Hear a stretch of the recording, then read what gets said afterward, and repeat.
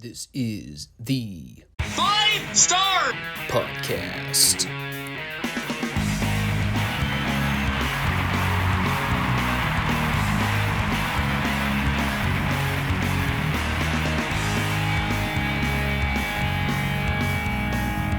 Let me talk to you.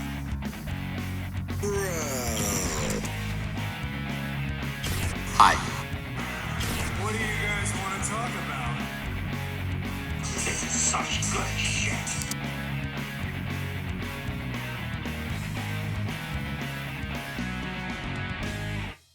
Thanks, guys. Back to you. Good stuff.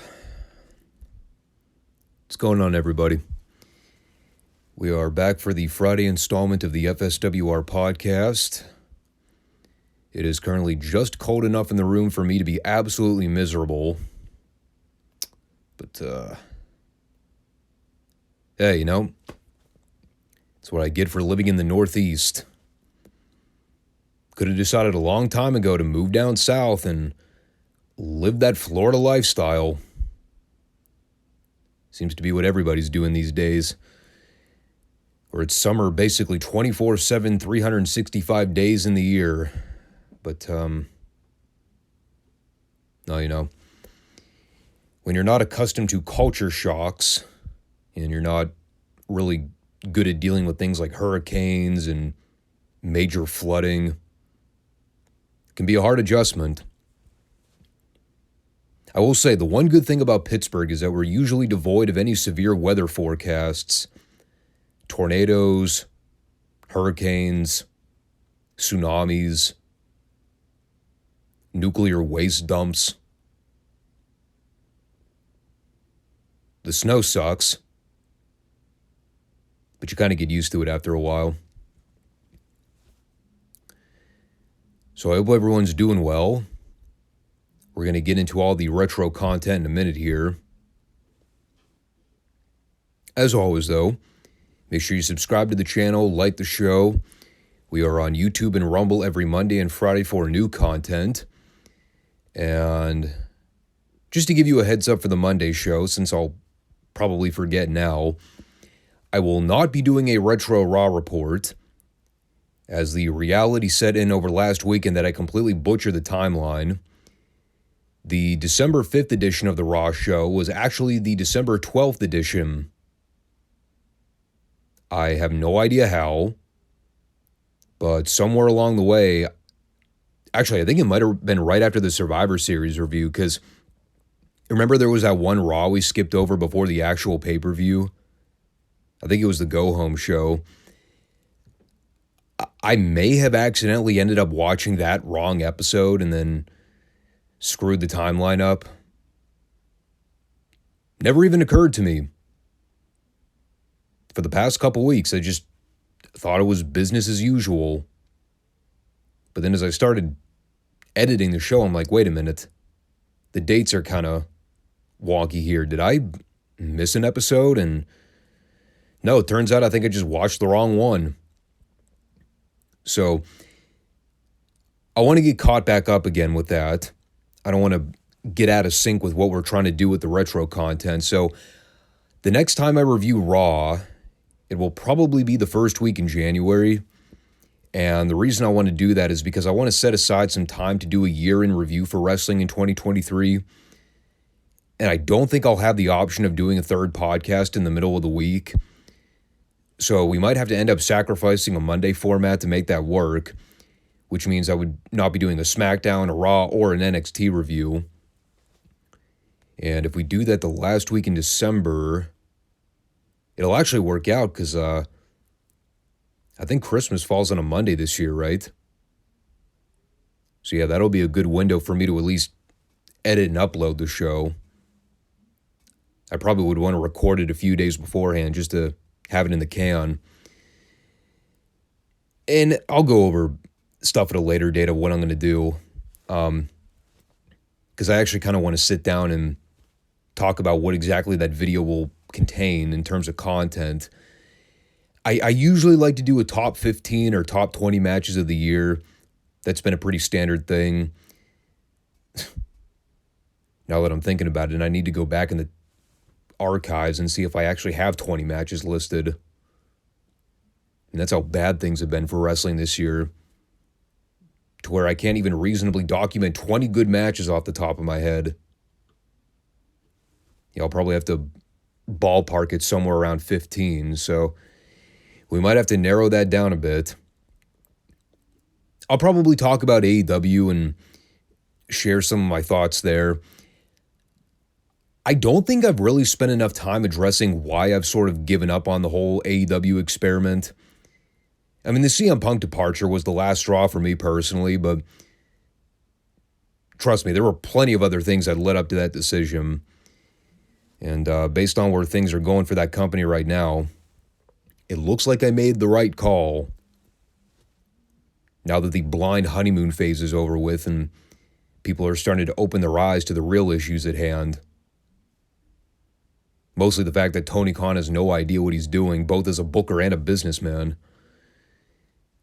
But this would all be stuff I discuss in the final podcast of the year. It'll probably be a longer show, but that's fine. I'll at least have a little bit of downtime around the holiday season to make that work. So just to give you stuff to keep on the radar. But with that, what do you say we dive into this week's content? And there's trouble brewing amongst the Four Horsemen. The rumors have been going around that there's dissension among the ranks. Now, we've seen some subtle hinting at it on the programs with Luger's promos and some of the background noise going on. But now people are starting to pick up on it. So our cold open this week was all about having Tony Schiavone heckle the Horsemen and try to be a journalist, get the inside scoop on what's going on.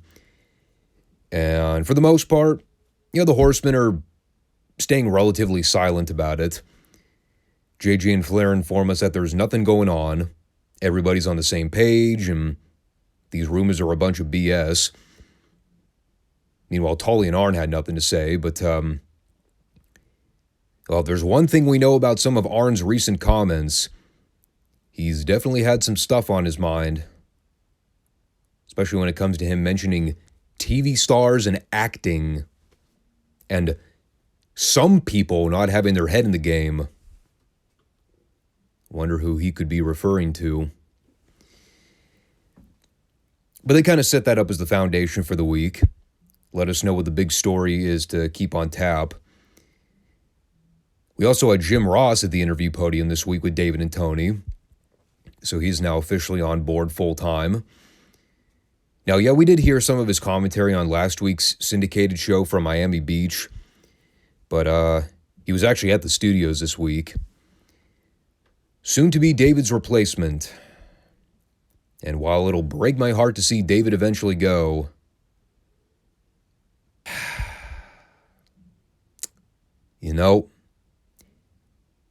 it's probably for the better. There's only so many ways you can hear, "Look at him," before you think, this guy really doesn't have much insightful stuff to say, does he? The nostalgia factor has worn off. So we go to the ring for the Lightning Express versus Cougar Jay and Gary Royal. The Lightning Express, for those that don't remember, were Brad Armstrong and Tim Horner. Now, they went down to the UWF earlier in the year on a full-time basis, and they were away from Crockett Promotions for a while. I believe they won the UWF tag titles for a period of time. So, now they're back. After I was just sitting here talking last week how the company was basically void of any top tag teams at the time. And they're having Bobby and Stan work in the singles division as the U.S. Heavyweight Tag Champions with no one to feud with. Tully and Arn are busy beefing amongst their own faction. The Road Warriors are now seemingly feeding with the powers of pain. That's pretty much the entire tag division at this point, am I right? Rock and Roll Express are pretty much done. The new breed have long since been phased out. Whatever passes for the Paul Jones Army at this point, those guys sort of come and go. It does make you think, Considering the lack of guys they had in the tag division at this point, why didn't they have the Midnight's feud with the Lightning Express? I know they eventually bring in the Fantastics later in 88, but Horner and Armstrong were perfectly suitable babyface opponents for them. But I don't think they ever explore much with that program. Match was fine. Just a basic tag squash to showcase Horner and Armstrong. They went over with the double-assisted leg drop. After following it with a really awkward sequence where Horner gave Jay an atomic drop to set up Armstrong for a lariat, it did not come together all that well. I also liked, in order to prevent Royal from breaking up the pin attempt, while Armstrong had Cougar Jay pinned, Tim Horner runs into the ring, steps directly on Brad's spinal column, and then stands in the way so Royal can't break up the fall. I was like, why did Horner need to step on top of Brad Armstrong to stop that pinfall breakup? Seems like a rather douchey thing to do to your own tag partner. But that was basically a buffer setup for the Horsemen beef, where we go back to the podium and Tony pitches to a recent interview he conducted with Luger and JJ, and he kind of sets it up before him, saying he was shocked to see what went down between JJ and Luger, but it put a lot of things into perspective. So as we go to the pre-tape, it's a pretty cut and dry semi-babyface Luger promo. He is repeating a lot of the same stuff when it comes to putting over Dusty and putting over the fact that Luger has a bright future ahead of him in this sport.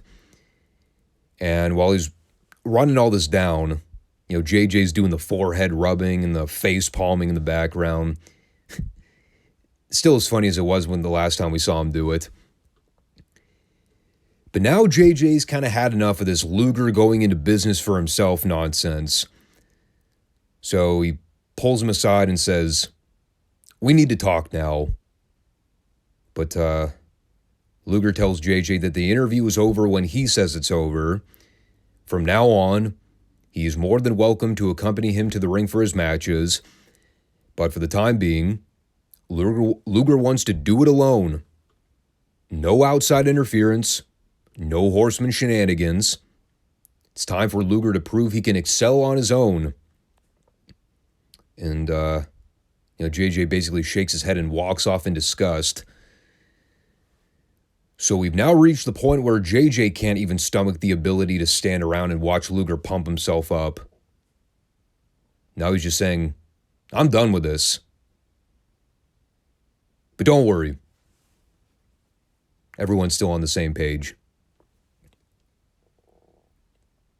So as we wait for more story advancement there, we come back from break for Barry Windham versus Trent Knight, where the announcer spent the entire match touching on the Luger interview.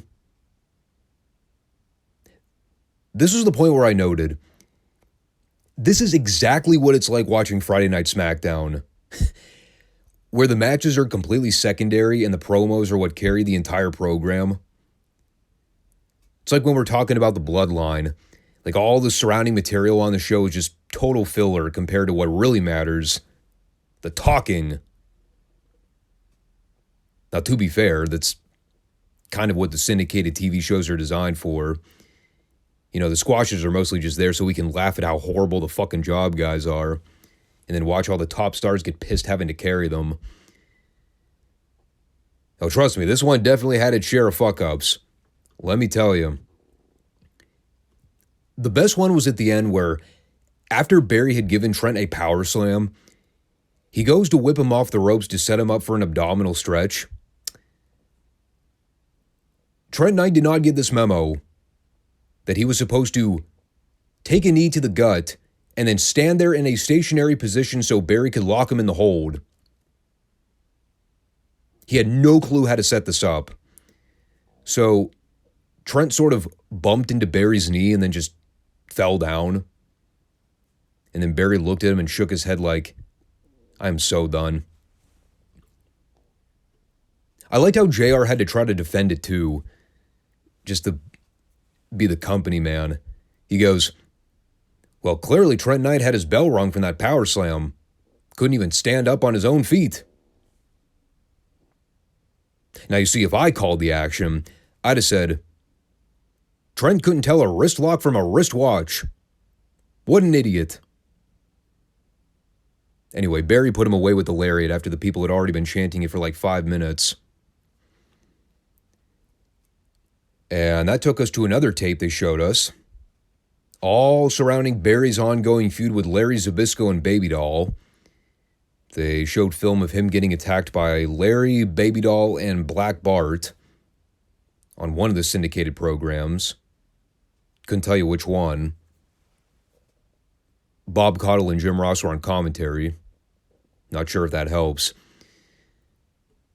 In any case, Barry actually cut a hell of a promo here, saying you don't send a woman out to do a man's job if you can't finish it.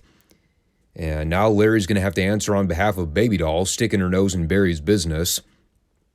Promises that the only way Larry can win the Western States Heritage title is by using Baby Doll to cheat for him. And that was pretty good in and of itself. But then we had some great story follow-up here. A nod at the history between Barry Windham and Lex Luger, dating back almost a full calendar year at this point, I believe. Now, if y'all remember, when Luger first jumped aboard Crockett Promotions and came up from Florida, the first thing he kept saying was, I want to be a Horseman. I want to be amongst the elite. And you remember Barry, who at the time was in a deep personal feud with Ric Flair over the World Heavyweight title, he kept trying to confront his old friend about it, saying, nah, Luger, you don't want to be a Horseman. Those guys are nothing but backstabbing pricks. They'll turn on you in a heartbeat if the motive serves them. And Luger didn't believe him. He jumped in with both feet and basically cemented his fate. So now Barry's calling out Luger and saying, hey, dude, you made your own bed. Now you have to suffer the consequences. You didn't believe me. I tried to warn you. And now whatever happens is on you. And again, not only is this all great attention to story detail dating from way back in the time machine, it's also great foreshadowing for what's to come with Barry Windham in '88. You know, you hear him mention the Horsemen here, and you're like, things really do come full circle, don't they? In '87, it was Barry issuing the warning to Luger about the ramifications of being a Horseman. By '88, totally different story. Then we came back for, as I wrote, Michael Hayes and Jimmy Garvin versus two job guys whose names were on screen for approximately half a second before disappearing. I believe one of them was Dave Isley, and I only remember that because David Crockett was mocking him for trying to mat wrestle with Jimmy Garvin at one point. The other guy, I had no clue who it was, and it was so immaterial that I didn't even bother to go back and check. Hayes and Garvin won in very convincing fashion. Garvin's apparel is getting more flamboyant as the weeks go by. He is now wearing bright magenta ring tights, looking more and more like a free bird every week. Crowd was super into these guys, though. It's amazing what a little bit of charisma can do. If only I was wired the same way as Hayes and Garvin were, I'd be the most over guy in my work environment. They also cut a fired-up promo here after the break, which was pretty awesome. You know, Garvin talked about the dissension in the Horsemen, saying it's almost too good to be true, but now it's time to acknowledge it while it's fresh on everyone's minds. He called out Tully and Arn and said he and Hayes want the world tag titles. I liked him calling out Tully for always being in a bad mood. So Hayes goes, well, when you have a face like that, you'd be pretty mad too. And then Hayes did a bunch of jingoisms to basically repeat what Garvin said about them wanting to go after the tag belts. There was also something in here about going hunting in Africa. And I have no idea what the hell any of it meant, but it was something that caught my ear. I guess they were attempting to compare Tully and Arn to African animals. So now the only thing I can picture is Tully and Arn's heads on the body of a zebra. And now I'll never be able to unsee it. Then we had Dr. Death going over Gladiator number 2, which was more or less background noise for the Kevin Sullivan Inset promo. He is still in his recruitment stage of trying to acquire some talents to his little faction of UWF misfits. He's already called out Rick Steiner and Mike Rotunda for coming out every week and wrestling bums on television when they ought to be doing bigger and better things. So here, he was out to put over Steve's credentials, explain that he has a lot of potential, and under Sullivan's leadership, he will soar to the main event scene in wrestling, which, well, you know, I got to admit, watching Dr. Death team up with Rick Steiner and Mike Rotunda, it was definitely a lot more engaging than watching him lay on the mat with job guys and wrist locks for 15 minutes. So good job, Kevin. The only thing I noted here was the spot where Williams deadlifted the Gladiator into an overhead position and then sat him gently on the top turnbuckle with ease. And then he just backed away while the Gladiator sat there dumbfounded. As if to say, this man effortlessly picked me up in the air and then set me down as if I was a toddler. Yep. He did that.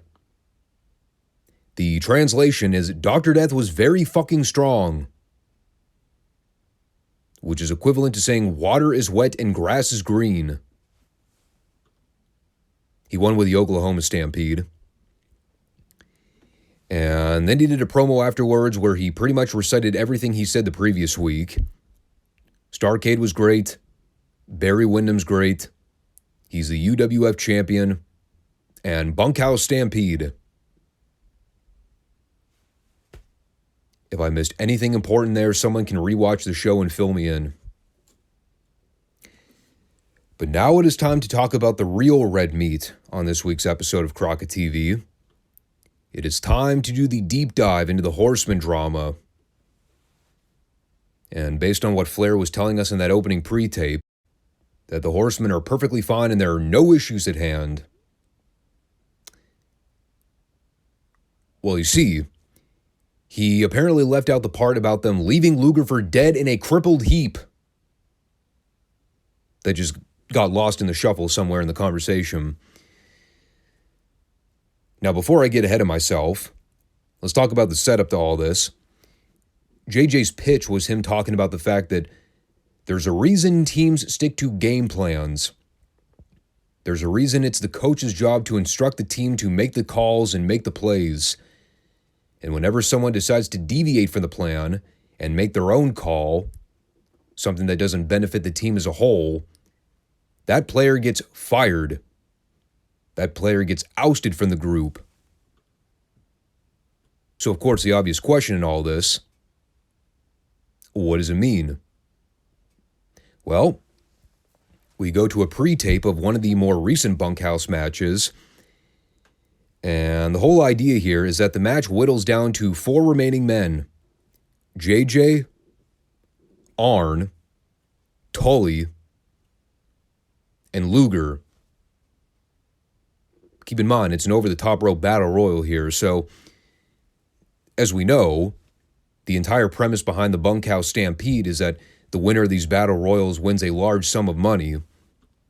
But, well, the Horsemen are in a bit of a pickle here because there are 4 of them, and they're all looking around at each other thinking, we won! The money's ours! Everybody appears to be on board, except Luger. He's standing there with his hands on his hips. He's like, whoa, hold on a second here.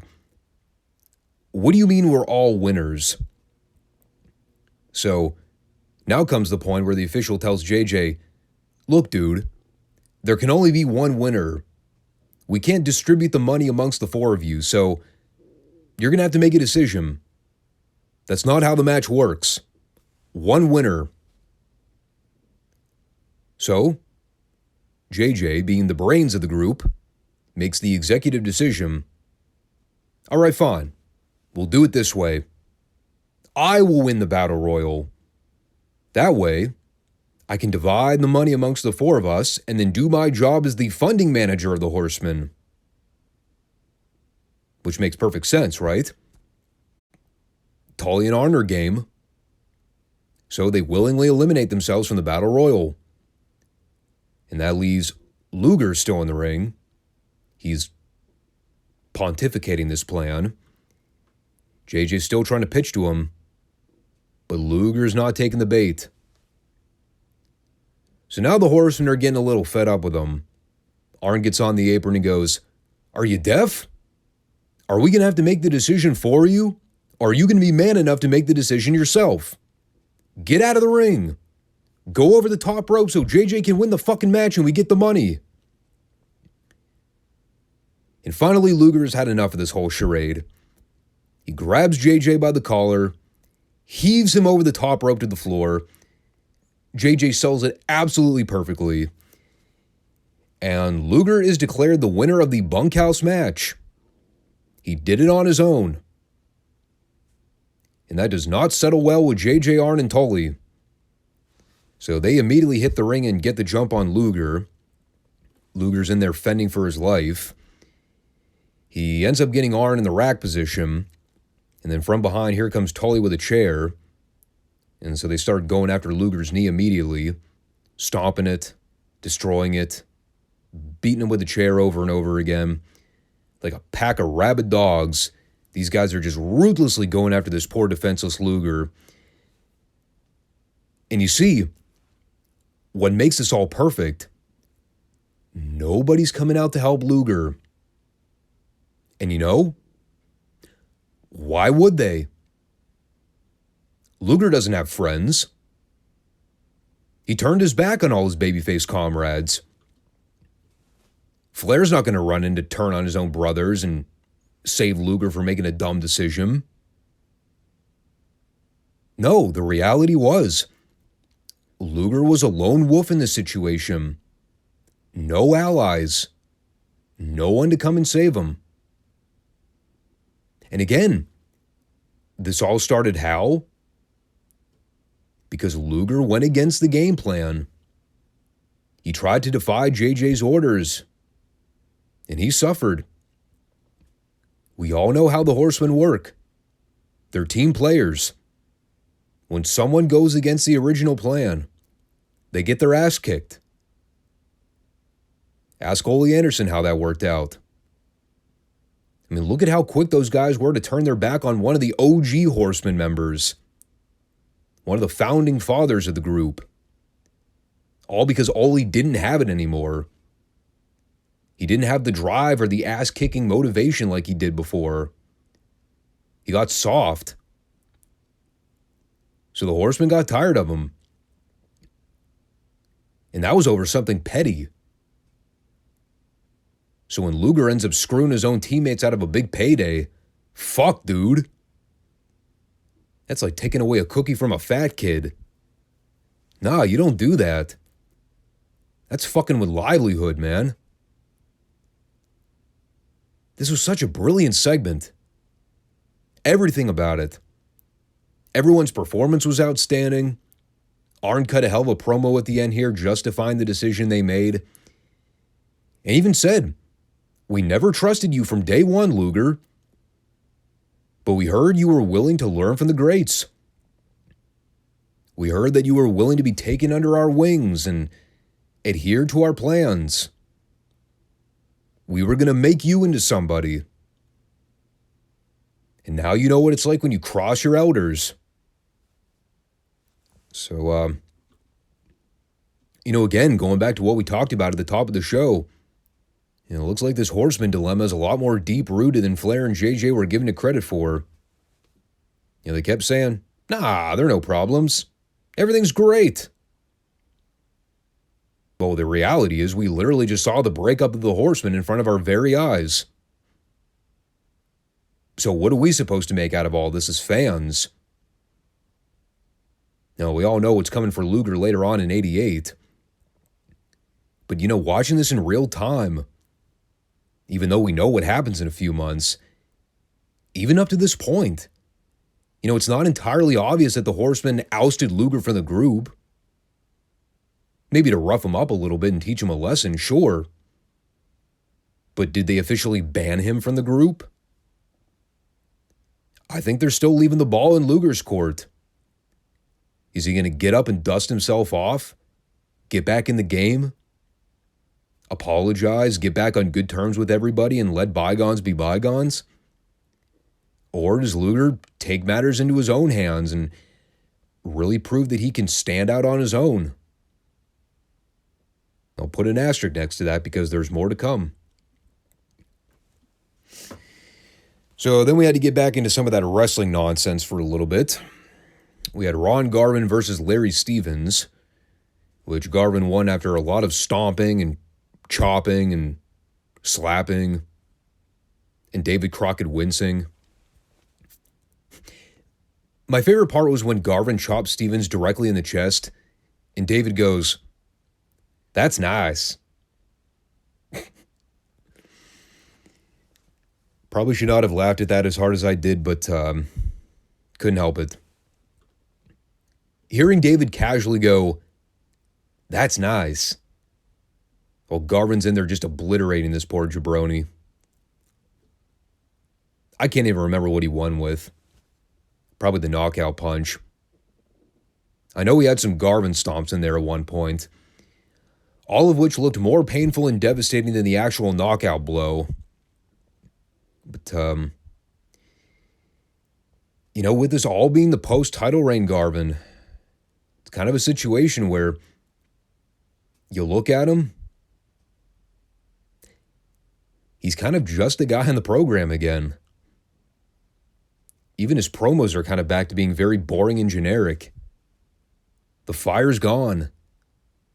The excitement level's just not there anymore. Even the crowd support isn't like it was a couple months ago. People were really clamoring to see that Garvin title reign. And then they got it, and everyone was pretty much immediately over it. But he keeps saying he's going to get his belt back. And at this point as a viewer, you're just like, all right, dude. The ship has long since sailed by this point. Just give it up. You know what else the ship has sailed on? Is anything involving the mighty Wilbur. And boy, is that a big ship.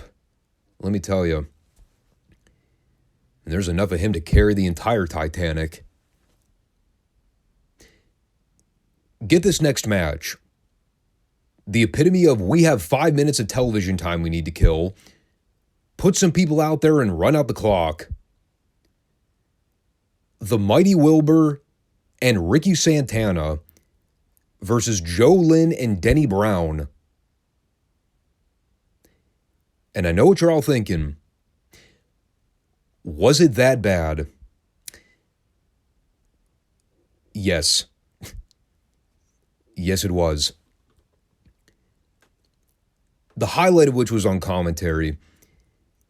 Between Tony Schiavone's utter silence for virtually the entire match, probably just flummoxed that this match was ever booked to begin with, Jim Ross making nonstop fat jokes about Wilbur, and David Crockett more or less being David Crockett and never having anything constructive to add. It was marvelously horrible. The job guys feeding for Wilbur, it was an incredible sight. I like the point where Denny Brown started laughing after Wilbur no-sold his offense during the comeback. Probably thinking to himself, what the fuck, man? That's disrespectful. I'm a former NWA junior heavyweight champion, damn it. I deserve more than this.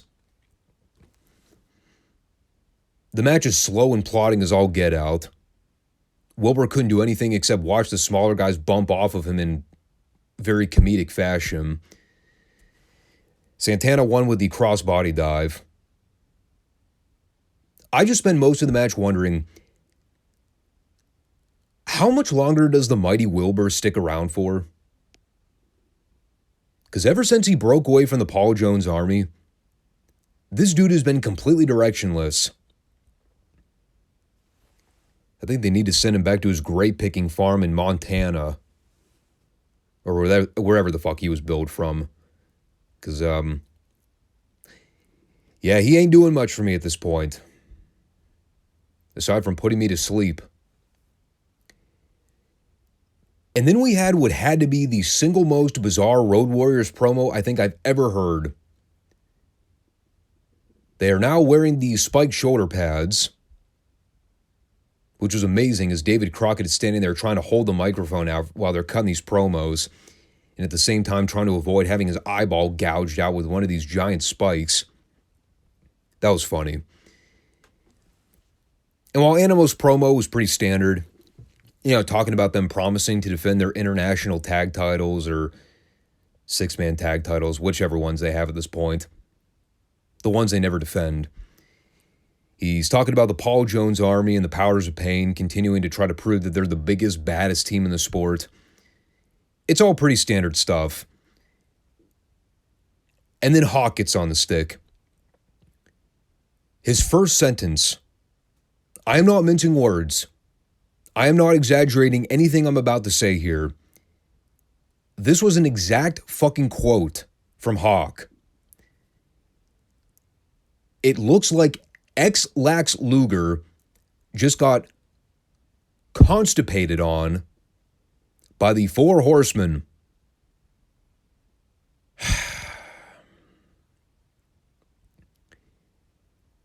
Okay. I don't like to speak ill of the dead. I know Michael Hegstrand is no longer with us. He is not here to defend himself. What the fuck was this? Moreover, what the fuck are these Hawk promos? Every single month for like the last year, every single Hawk promo has gotten wackier and more cartoony. To the point where he is now channeling his inner Vince McMahon humor. He is now making poop jokes on live cable television. Poop jokes that are not funny, by the way. These are not entertaining poop jokes. These are elementary level poop jokes. Lunch table discussion poop jokes. Appalling. He also promised they're going to deviate septums and kick the tar off the teeth of everybody in the bunkhouse stampede. I definitely know I've heard that septum deviation joke before. Boy. If only Hawk were alive today to see what people are willingly doing to their septums. Even he would probably gag at the sight of some of these piercings that kids are getting nowadays. And here's the best part about that Road Warriors promo. By the time Hawk and Animal finished, and we come back after break for a Ric Flair promo, I think I wound up understanding more of Hawk and Animal's promo than I did Flair's. I have absolutely no idea what the fuck happened here. All I remember is Flair started talking about Luger. He was putting him over for a while. And by the end, he was basically undercutting and maligning him for crossing JJ and the rest of the team. Now, the exact verbiage, I could not tell you. Unless I went back and rewatched it again. I can't confirm for sure. Up to this point, we haven't really heard much from Flair about the ongoing drama with Luger being taken out by Tully and Arn. Based on what he said here, sounds like he was endorsing their decision. It's kind of the same thing they did with Ole. Remember when Flair was really quiet for a while and didn't really speak on the matter until he was put under the gun? And that's when he went into his big tirade. So, I guess you could call this one of those best of luck in your future endeavor type promos. And then we went to Sting versus Tommy Angel, kind of following the regular pattern of most TV squashes this week. It was all background noise while the announcers reflected back on the Horsemen drama. Really not much to report on here. Sting's red hot with the studio fans. Every week he's getting more and more over with that crazy personality. He ended up going over with the Stinger Splash Scorpion Deathlock combo.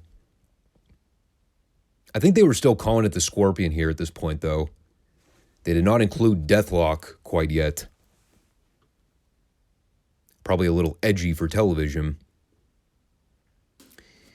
And then after we got all that wrestling junk out of the way, it was back at the booth for story time. Not with Adam Cole, baby. But now we get to hear from the last of the remaining Horsemen members.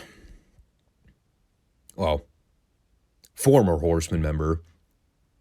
It is Luger's turn to share his insight on everything that's gone down. We've heard all the heels talk about the situation from their point of view. But now we get to hear Luger's take. And, boy, was there a lot to unpack here. Well, he mentioned that this is a very difficult time for him, both professionally and personally. Mostly because he used to see the Horsemen as more than just teammates. He saw them as friends. When Luger came to the NWA, he had two paths to take. He could either follow in the footsteps of his fellow comrades like Barry Windham, a man that he voluntarily spat in the face of when he was warned about all the consequences of joining the Horsemen, or he could take the ride with the men that could carry him to success. Even if it was against his better judgment, he saw potential. He saw the most elite group in the sport and said, I want to be a part of that. And he made his decision. Now he has to live with it. For good or bad. By the way, I should mention this too. This is the best part of the entire segment. You know, and it kind of starts with Luger getting drowned out by some people. You know, he's trying to talk over them to get his thoughts out. But as he keeps going, the people start catching up on the tone of the delivery. And you actually had people in the audience shushing others. Basically saying, hold on a sec, guys. You know, I know we might not always agree with what Luger's done in the past, but let's hear him out here. He's got a lot on his plate. And they sat there in complete silence while Luger poured his heart out to the people. He didn't backpedal on his decision to join the Horsemen. He owned up to the fact that he made his bed. Now he has to lay in it. All those people Luger betrayed and bet against, that's on him. You know, again, they cover the footage of Luger getting attacked by Tully and Arn. You know, he's trying to provide his own coverage of what's happening, but as he's watching everything go down, you can actually hear him talk about how it's hard for him to watch. They go back to the studio so he can wrap up his thoughts. And he basically said from now on, he marches to the beat of his own drum. And if JJ doesn't want to support Luger in his path to success, that's on him. You know, he said he'll prove his worth by doing it alone and rising to the top without help from the Horsemen. And if Tully, Arn, and Flair do anything to try to thwart Luger's momentum, if they try to get in his way and tear him down, he will deal with them personally.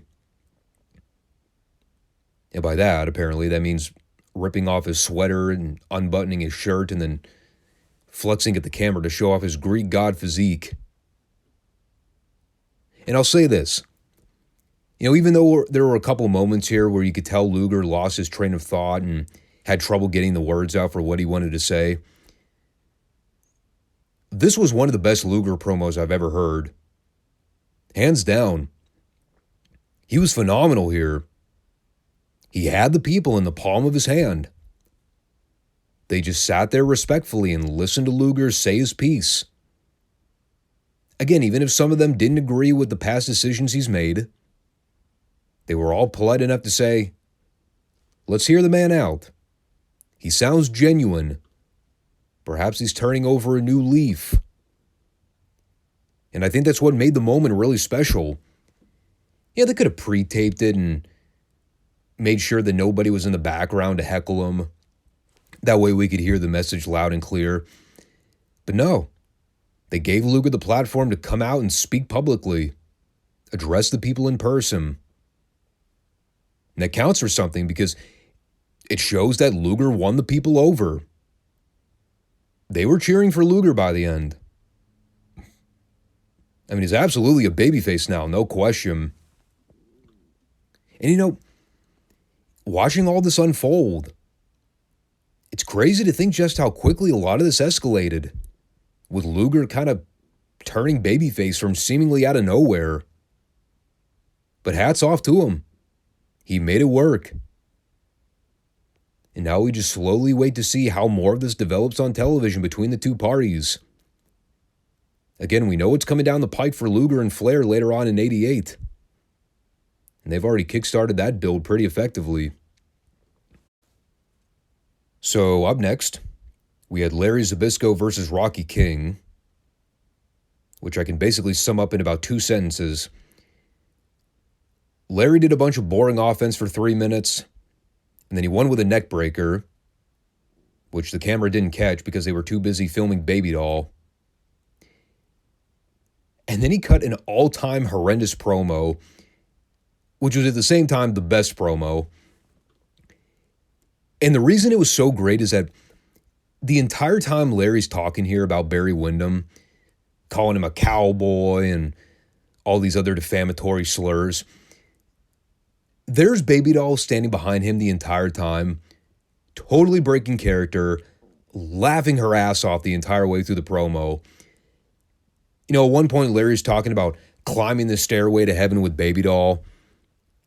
And I guess he was so proud of this line, he had to turn to Baby Doll and go, "That was good, wasn't it?" And Baby Doll just goes, "Yep, that was pretty good." I was howling at how awful this was.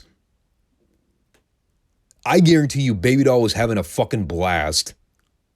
She's probably thinking, I have no idea what this goofball's ranting about right now, but goddamn is it funny.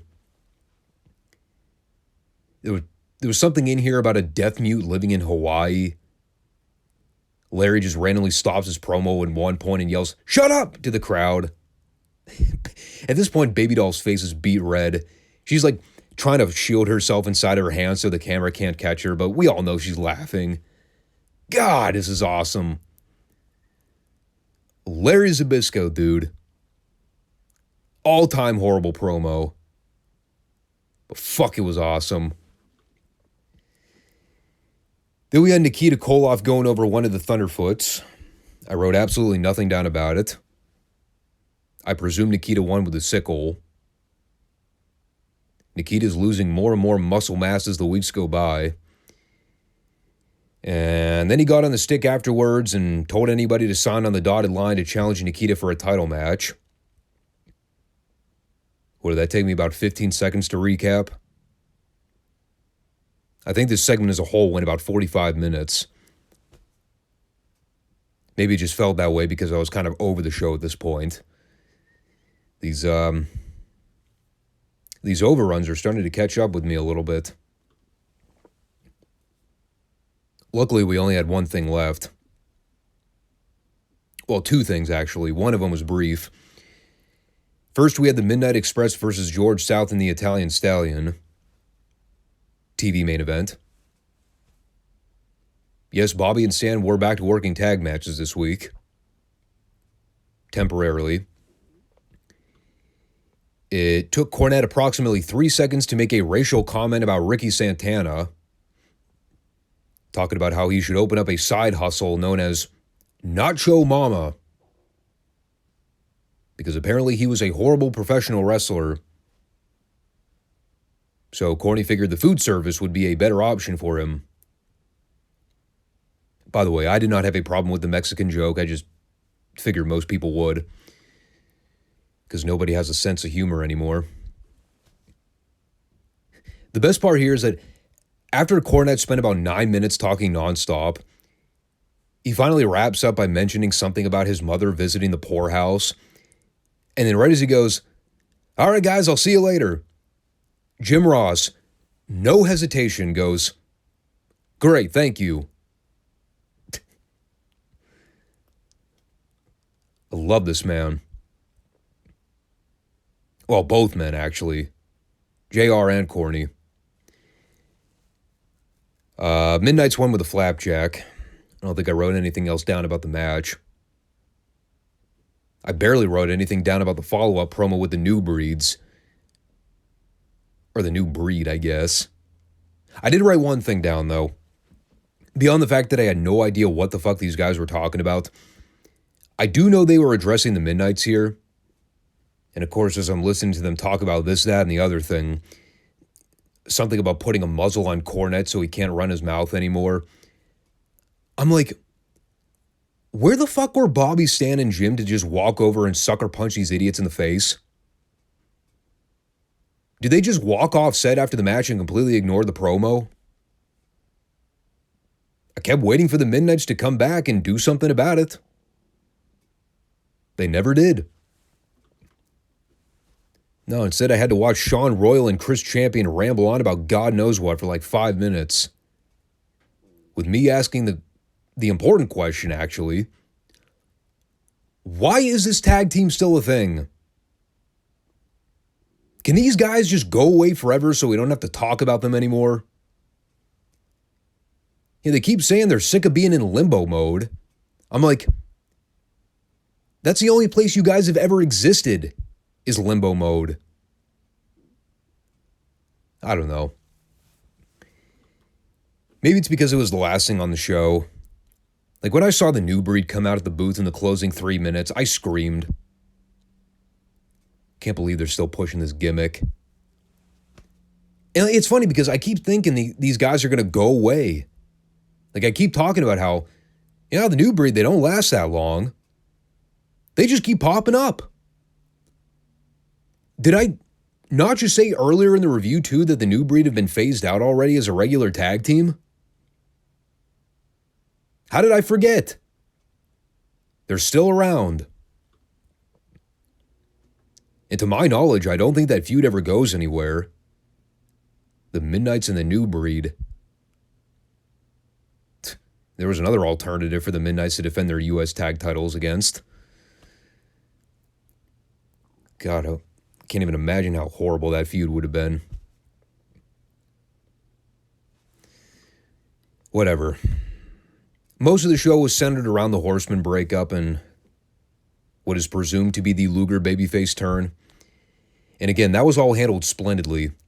Everybody was fantastic. I love the way they laid everything out and explained the story arc throughout the show. Even if it was one of those WWE TV programs where the matches were completely inferior to the promos and angles, what they covered this week really moved the needle forward into 88. Especially when it comes to the new direction they're going to be taking the Four Horsemen. It's great having it's great having JR on board now. He'll be a great addition to the syndicated programming. I think we can look back in retrospect. This will probably turn out to be one of the more important, vital syndicated shows in 1987. The way that they layered and tied the Horseman story together going all the way back to January of this year, up to where we are now, it's all been very well constructed. Even if nothing else on the show really mattered by comparison, the Luger-Horseman dynamic was impeccably done. Again, this is the kind of storytelling in professional wrestling that I really miss. Logical, coherent, well-put-together timelines where you understand and see how everything worked out. You can follow the story progression along the way and tie all the loose ends together. You think back and you say, everything they talked about, everything they showed, it made sense. They didn't gloss over any important detail. They didn't retcon Luger's entire backstory to just turn him babyface. No, they covered their tracks and made sure to let the people know Luger was a bad guy. He had to try to go with the flow and do what was right for the good of the Horsemen, for the good of his career. He was selfish. He was only looking out for himself. But now that he understands what the Horseman mentality is, how it might not always serve the best interest of everybody involved, now Luger can use those tools to elevate his profile. He learned plenty under their leadership, and now it's time for him to become his own man. Again, very well-constructed storyline. And in the meantime, even though Luger is kind of the central focus of everything right now, don't forget about the Stinger. He's still lurking in the backdrop. So, moving on to Mid-South here. I knew this was going to be a tough one to swallow the minute we opened up with Paul Bosch sitting beside Boyd Pierce. I was like, oh no. He's not going to be the special guest commentator, is he? Sure enough.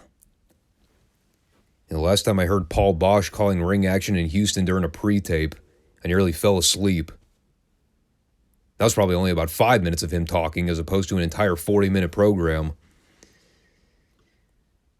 I'm only partially exaggerating.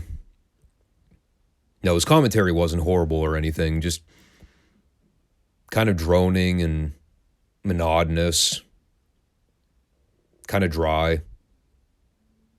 Sort of like my commentary. Some people like it, some people don't. Whatever. I think the problem with Paul Bosch was that he wasn't a very natural speaker. It's like you listen to him talk at various points and you keep thinking to yourself, yeah, I think there's a point to be had somewhere in there.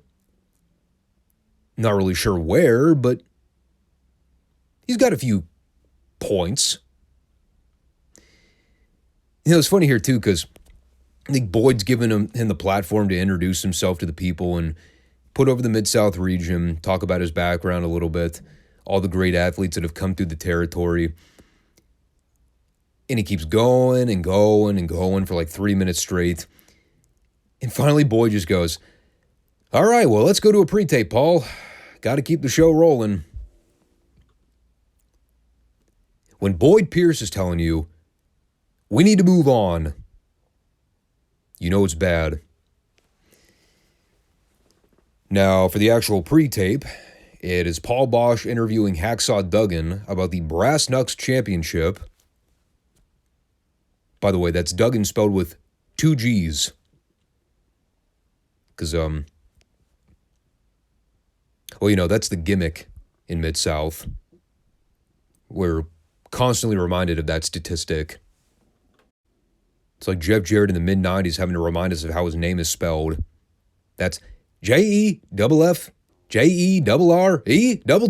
That's Jeff Jarrett.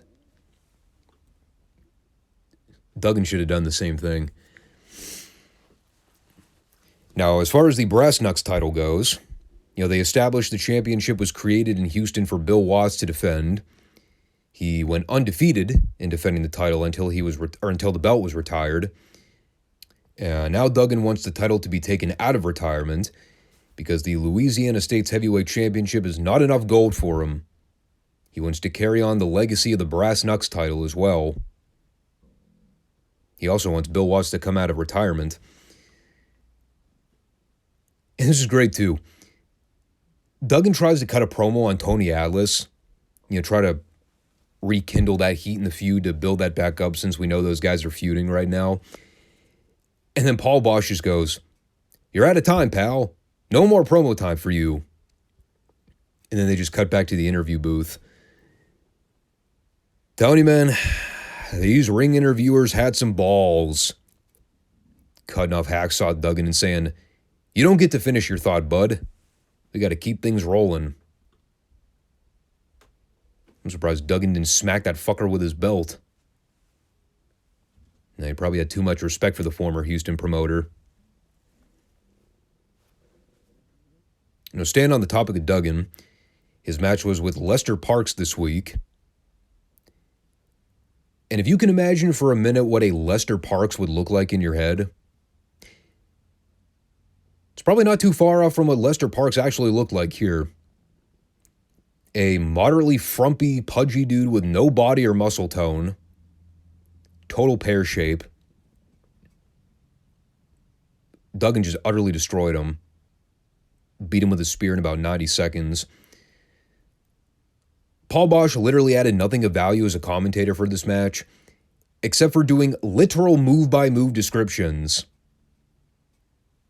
I liked how in-depth he was getting over how to describe how one executes a body slam. I believe I heard him refer to the crotch grab during the lifting process. It's oddly specific. And then we came back for Mr. Wrestling 2 versus Mike Bond. This is where I noted that it took Paul Bosch about 10 hours to explain that somebody has been going around vandalizing Wrestling 2's masks. Just one run-on sentence after another. Or perhaps he was looking for ways to fill time during the 10-hour headlock sequence that Wrestling 2 had on Bond. In reality, the match was probably like 4 minutes and change. But if I told you that about 3 minutes and 45 seconds of that exchange was Wrestling 2 putting Mike Bond in a stationary mat hold, I'm probably not that far off. Wrestling 2 went over with a knee lift. I almost went back to rehear Paul Bosch's incredibly long-winded explanation of the face mask vandalizing, just to see how long it actually took him to explain the entire story. It had to have been a full minute, easily. It was hysterically bad. So then we had our second Paul Bosch interview this week with Matt Bourne and Ted DiBiase, the men who were devoid of the Mid-South tag belts, according to Bosch. And they were definitely devoid of belts. Very barren waistlines and shoulders. Now, this is where DiBiase brought to light some new information surrounding the unmasking of JYD at the Superdome. In the most recent North American heavyweight title match, DiBiase was, quote, robbed of his belt. He wrestled Stagger Lee for the title, removed the mask, and for whatever reason, the camera team decided to take a nap and not capture any of the incident on film. And of course, as we know, the ongoing story, DiBiase's on a mission to unmask Stagger Lee to prove that it is the dog under the hood in order to get him suspended for an entire calendar year. And since DiBiase knows Mr. Bosch is a fair and giving man, he is asking that rematch to be booked in Houston under Bosch's promotion. That way Bill Watts' bias can't intervene. The shrewd, clever thinking of Ted DiBiase here.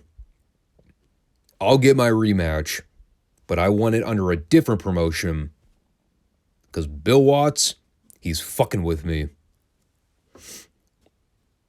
And of course, the best part with all this, right as we come back to the interview booth after break, Boyd's there trying to serve as damage control to explain that, well, he didn't see the unmasking of Stagger Lee because he was too busy talking to the police officer or something. It's like, you watch Boyd's face during the whole exchange. The guy's obviously full of shit. Like, you could tell he knows what's going on. But it's one of those rare wrestling stories where the heels keep getting outsmarted week after week. Like, DiBiase slowly going more and more insane. And it all works. He's just falling apart at the seams. And the time is ticking down for him to prove that Stagger Lee is JYD. Because if he can't prove it's the dog before the original 90-day suspension is up, and then DiBiase's shit out of luck, basically. Meanwhile, the commentators are just sitting there like, you got me, dude? I don't know what's going on here. I just work here, bro. So awesome. So the next match is Stagger Lee going up against Marty Lundy. Again, just to reiterate, Stagger Lee is the new North American Heavyweight Champion. I know I sort of glossed over that a minute ago. Lundy was back to having some facial hair around the chin area this week, so he looked less like a pedophile. A strong thumbs up. And Stagger Lee won with a series of headbutts. I don't think I wrote anything else down about the match. If it went a full minute, I would be shocked. But then we had Ted DiBiase and Matt Bourne going up against Tim Horner and a very young Buddy Landel. Boy, howdy. Buddy Landel before he was the Nature Boy. That's a tough image to visualize in my head. Like going back to a time when Buddy had the natural brown hair as opposed to the bleach blonde look. He looked very plain. Very generic. Still wrestled well. Hell of an athlete. Good body. I can't remember, where was he wrestling prior to his debut in Mid-South? Did he already have the run in Mid-Atlantic for a short while before returning to Mid-South? Because I remember he comes back around at this point, mostly as an underneath guy. Sometime in the next year, he leaves for a brief period and then eventually comes back sporting the actual Nature Boy gimmick. And that's when Bill Watts starts pushing him as a more prominent upper mid-carder. He and Butch Reed do some great work together throughout '84 as a makeshift tag team. Can't wait to talk about that stuff. Here, though, it was prelim Buddy. And he was mostly job fodder at this point. He really only had been an established name in the business for, a couple years? We already covered his run in Crockett Promotions from late '85, right up to his abrupt departure at the end of the year. Really haven't spent an extensive amount of time covering his career since then. Great talent. Huge pain in the ass to work with, based on what the experts claim. It's kind of your standard Mid-South TV match where you get the babyface flurry early on. You know, DiBiase does some great heel work with stalling on the floor and badgering the fans. They end up isolating Buddy for the long heat period. You know, lots of trades with tags back and forth with the heels. And then right toward the finish, after Horner's comeback, when he and DiBiase knock heads in the corner, something happens where Buddy distracts the referee so Bourne can come off the top rope with the bombs away seated splash. And again, they're pointing out that move is illegal in Mid-South because, top rope moves are illegal. So it's a good heat finish. DiBiase ends up getting the pin off the distraction. It was fun. Fast-paced. Great to see Buddy back in the territory. Even though it was well before peak Buddy Landel. It was definitely more athletically impressive than Tony Atlas versus Tug Taylor, which was both hideous and unathletic. God, with a name like Tug Taylor, the word athletic is probably not the first thing that comes to mind. His love handles were all the encouragement I needed to wake up the next day and say, I'm going to go work out at the gym. Make sure I don't have the body of Tug Taylor when I'm in my early 50s. The selling in this match was beyond abhorrent. Tug Taylor was blown up 2 minutes in, so he was barely mobile by the end. And Tony Atlas always wrestled like he had 2 left feet to begin with, so he wasn't helping matters any. There was a lot of slow clubbing and stumbling around back and forth. Atlas eventually got Taylor up in a press slam position. Legitimately looked like he fucked up his right arm trying to throw the guy down. And then he won with a second rope headbutt. I think. It was something resembling a headbutt. Although I'm not entirely sure now. maybe Tug Taylor just had a heart attack and fell over. So Atlas said, nah, fuck it. He's down. I'll pin him. Well, if we see Tug Taylor on the program again, I presume he's still alive. But until then, we'll just presume the former. Then it's back to the ring for more action and our world-class feature for the week. It is Gorgeous Gino Hernandez versus Tony Torres. And unfortunately, this was not the same Gino of 1983, 1984 world-class fame, where the charisma was just oozing from his body. This was I'm going to go out there and do a bunch of moves, Gino Hernandez. It was not the most enthralling match to watch. He did not showcase his personality here like we would all come to know Gorgeous Gino for doing. I mean, the wrestling was fine. Gino just cranked on Tony's knee and worked that over for a while. Ended up going over with the signature second rope reverse elbow. Again, not bad. It was nowhere near the level of Gino Hernandez we would see in Dallas a year or two later. And we'll talk about some great Gino stuff in a little while when we do the world-class review. They were almost like two entirely different people when you compare 1982 Gino Hernandez to 1984. But that left enough time for the TV main event. The match is Chavo Guerrero and Mr. Olympia versus the Davidson brothers. And they had a pretty cool little formula here. Couple unique ideas booked. They did the jump start before the bell with the heels going after Chavo and Olympia. They've been trying to establish the Davidsons on TV as of late, so it made sense. But once Olympia and Chavo regained control, it was pretty much all in their favor. You know, I miss this spot in wrestling, and I don't know why we don't see people do it much anymore. It's the spot where the heels are trying to reach for a tag while the babyface is working over one of the other partners. And they do the deal where the heel on the apron tries to extend his hand as far as he can reach.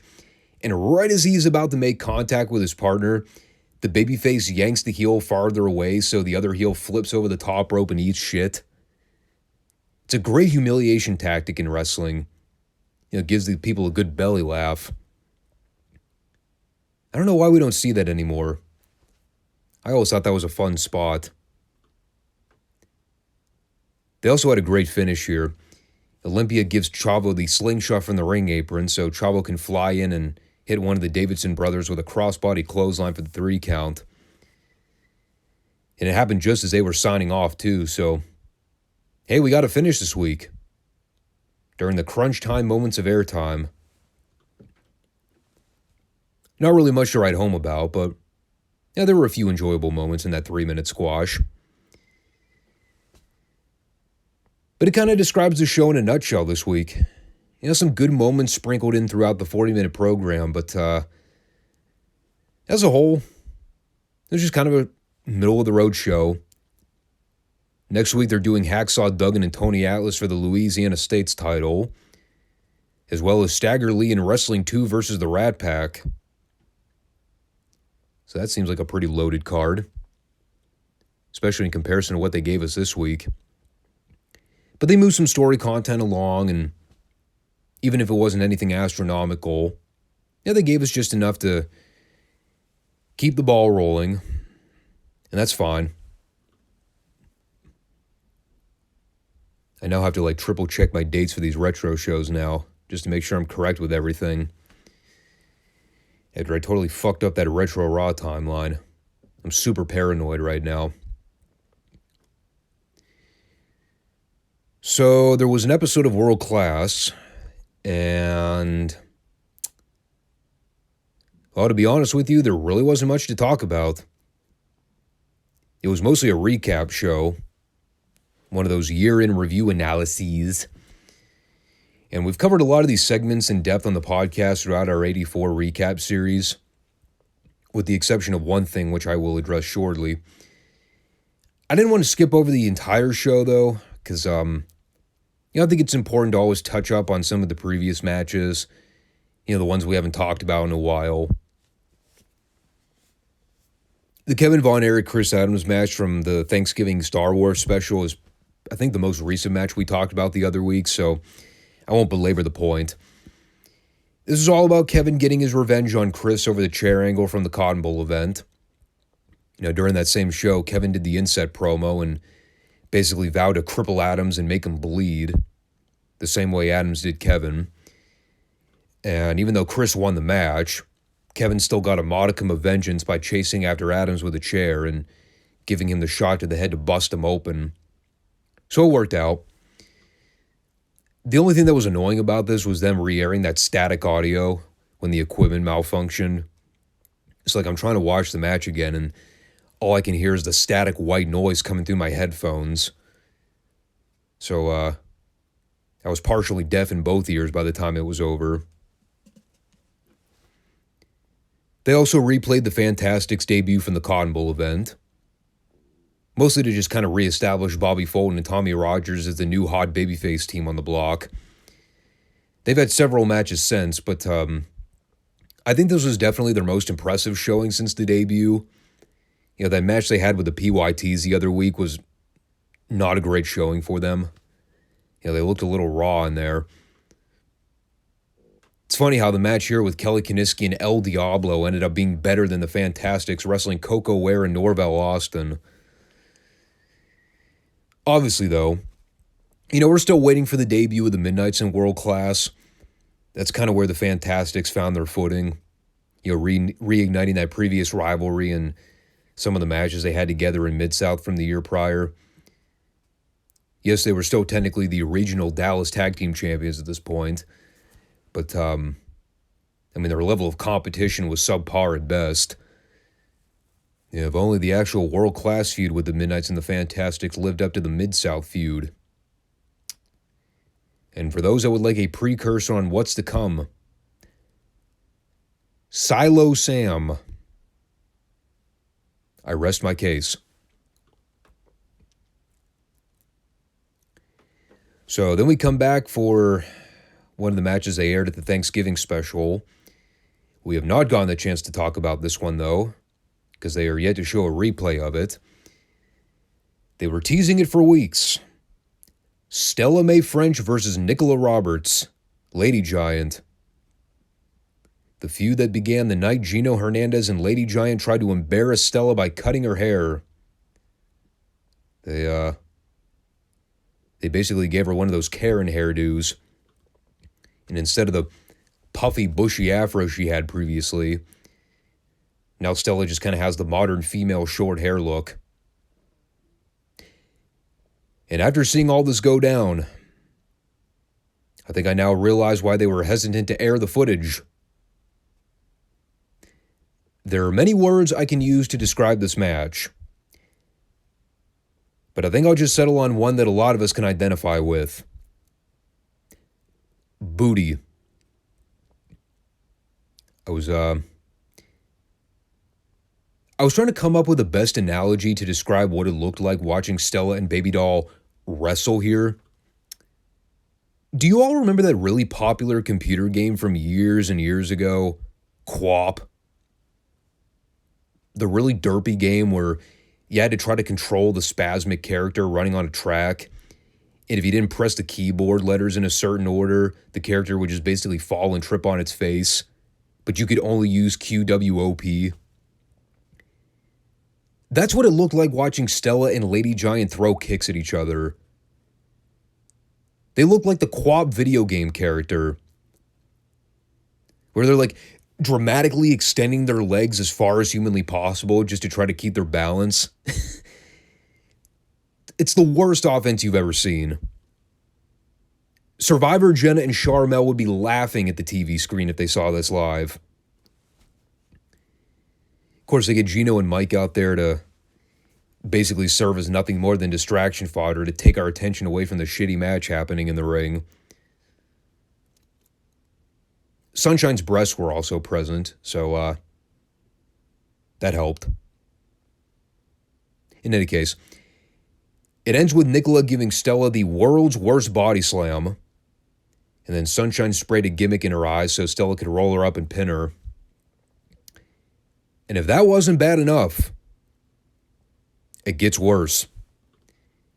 Because after this horrible match where it looked like two monkeys trying to fuck a football at the same time, the post-match is Sunshine trying to go after the heels to cut their hair while holding a giant pair of jagged shears in her hand. And this was not a situation where the heel was tied up and completely stationary. While Sunshine is going after Lady Giant and Gina with these giant fucking scissors, the heels are scrapping, clawing, wiggling, doing everything they possibly can to break free. I'm like, are they trying to intentionally kill somebody? How did nobody lose an eye during this segment? Fuck, dude. Watching Sunshine chase people around with a giant pair of scissors. God, they may as well have just left the wet mop in there to clean up the blood afterwards. Thank God no one died. But I guess that was Stella's revenge for having her hair cut by the heels weeks back. She got a roll-up pin, followed by no head shaving for Nicola Roberts. Whew. Boy, that was a missed opportunity there. And then, of course, they re-aired the Flair Kerry Von Erich World title match from Texas Stadium, which we've covered, I don't know how many dozens of times by now. I mean, at this point, I've said pretty much all there is to say about the whole title switch, the backstory behind the match, the tribute for David, the what could have been versus what actually was situation they were dealt with. But even so, when you look back in World Class for 1984, you kind of ask yourself, what are those real defining moments? This has to be number one, right? Even if the Kerry title reign didn't really last all that long, the actual moment of Kerry winning the belt for his brother David, everything surrounding the environment and what led up to the actual match, it really is kind of one of the more imperative wrestling moments of the 80s. Again, we can talk about how good or bad the match was, depending on what you would quantify as a good wrestling match. It wasn't a Flair Steamboat technical masterpiece, but it was astronomically more substantial in the scope of history. And again, you think about how long they spent milking that title victory. The post-match celebration, filming the crowd's reactions, people literally in tears over the title switch. And it was all about the here and now, giving the Dallas fans the opportunity to live David's moment vicariously through Kerry. You kind of needed to feature this as part of the 1984 tribute show, even if we've seen the match replayed over and over again for months now.